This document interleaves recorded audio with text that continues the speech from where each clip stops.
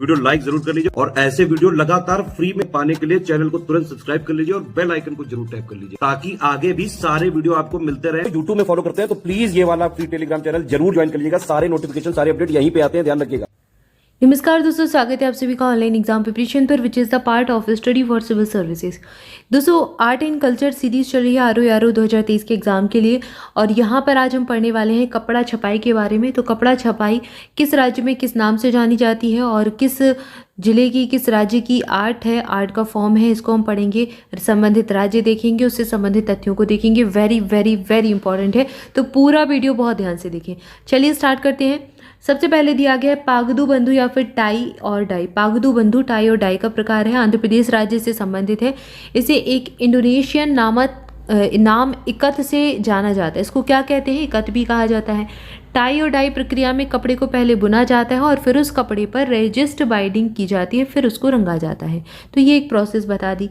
फिर है तेलिया रूमाल, इसको रेसिस्ट डाई टेक्सटाइल भी कहते हैं, आंध्र प्रदेश का है। शाब्दिक अर्थ होता है तैलीय रूमाल और यहाँ कपड़े को तैलीय बनाने के लिए एलिजरीन के रंगों का यूज़ किया जाता है। अजरक छपाई, ये गुजरात की है, इसको ब्लॉक प्रिंटेड टेक्सटाइल कहा जाता है और इंडिगो और मैडर सहित प्राकृतिक रंगों का यूज़ करके रेजिस्ट डाई इसमें की जाती है और यह मुख्य रूप से कच्छ क्षेत्र के खत्री समुदाय के द्वारा की जाती है। इसके बाद है मातानी पछेड़ी, गुजरात की है, इसका शाब्दिक अर्थ है मातृ देवी के पीछे। इसके गुजरात की कलमकारी भी कहा जाता है। गुजरात की कलमकारी इसको कहते हैं, मातानी पछेड़ी को। लाल रंग यहाँ इस्तेमाल किया जाने वाला मुख्य रंग होता है। थिगमा, थिगमा लद्दाख का है और ये ऊनी कपड़े को रंगने के प्राकृतिक सामग्री का यूज़ करते हैं, जैसे कि स्याह रंग के लिए सूत और भूरे रंग के लिए सेब के छिलके और प्याज के छिलके का प्रयोग किया जाता है। इसके बाद दिया गया जदू पटुआ पेंटिंग कहाँ की है? झारखंड की है। पटुआ का अर्थ होता है कटावदार डिजाइन, स्क्रॉल जिस पर पेंटिंग्स को जदू समुदाय के द्वारा चित्रित किया जाता है।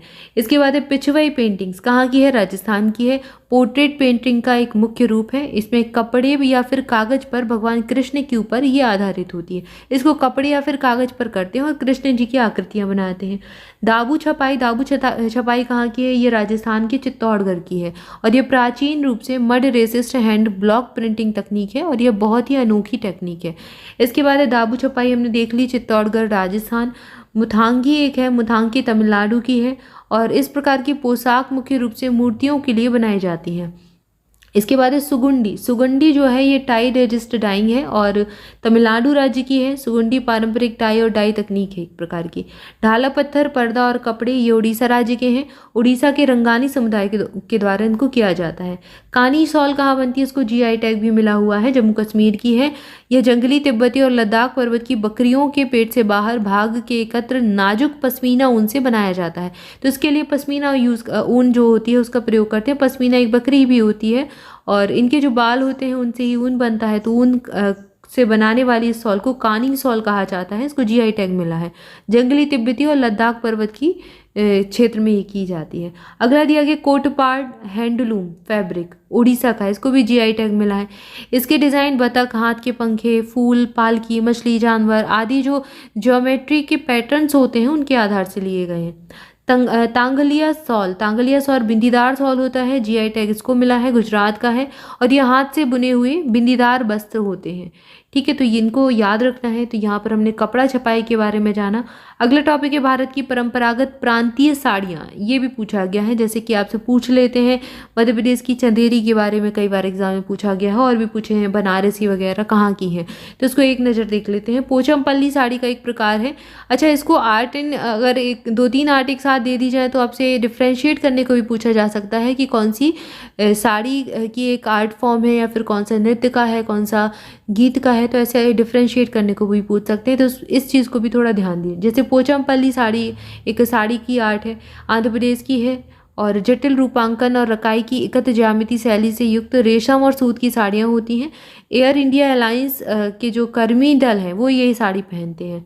पटोला पाटन गुजरात की है, समृद्ध हस्तशिल्प साड़ियाँ हैं। बालूचरी साड़ी का एक प्रकार है, मुर्शिदाबाद पश्चिम बंगाल की है।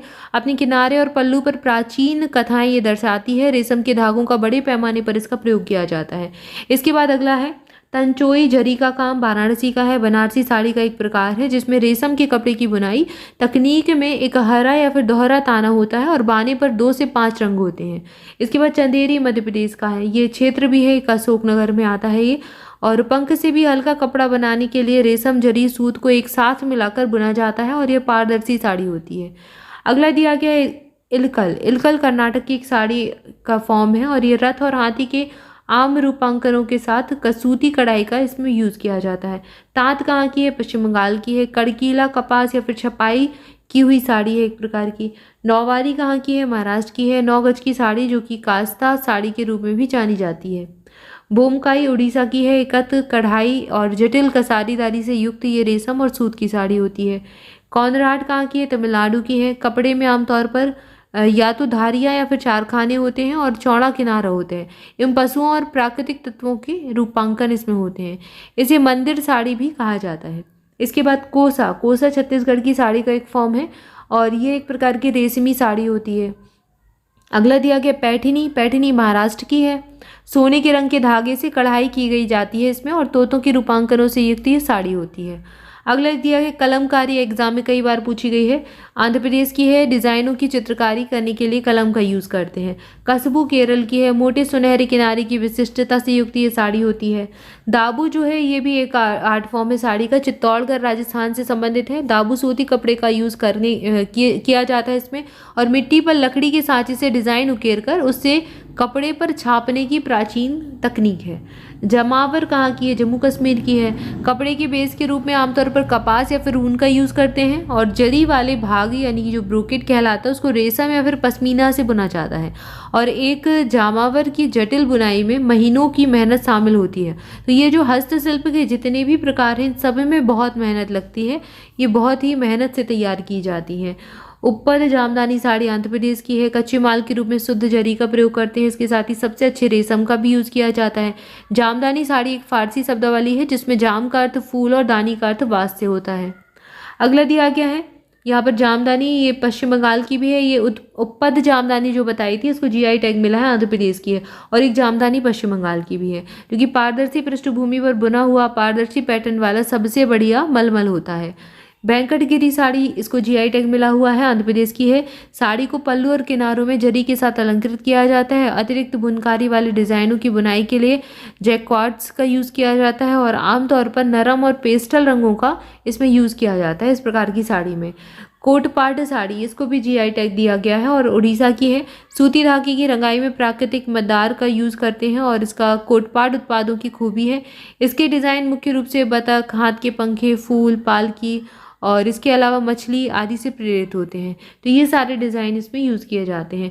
तो यहाँ पर हमने कुछ साड़ियों के प्रकार देख लिए और उसके पहले हमने क्या देखा था? कपड़ा छपाई के फॉर्म देखे थे। नेक्स्ट हमारा जो टॉपिक है वो हम पढ़ेंगे। अगला जो टॉपिक है वो है कढ़ाइयों के बारे में। तो कढ़ाइयों की सूची को हम देखेंगे। आज की वीडियो में इतना ही, इसके आगे नेक्स्ट वीडियो में देखेंगे। तब तक के लिए चैनल के साथ जुड़े रहें, चैनल को सब्सक्राइब जरूर कर दें, वीडियो को लाइक भी कर दें। मोर अपडेट के लिए हमारा टेलीग्राम ग्रुप ज्वाइन करें, लिंक आपको डिस्क्रिप्शन में मिल जाएगी। इसके अलावा स्टडी फॉर सिविल सर्विसेज के किसी भी पेड बैच से जुड़ना चाहते हैं तो डिस्क्रिप्शन में दी गई जानकारी को फॉलो कर सकते हैं। कॉन्टैक्ट नंबर दिए गए हैं, उन पर कॉल करके आप इन्फॉर्मेशन ले सकते हैं। स्वस्थ रहें, मस्त रहें, मुस्कुराते रहें। Thank you so much.